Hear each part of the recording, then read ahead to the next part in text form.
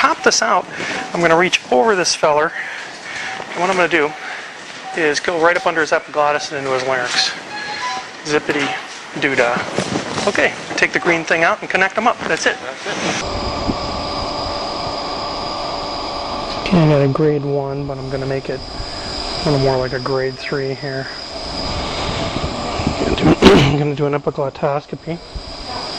Find the larynx and trachea. I think that's this.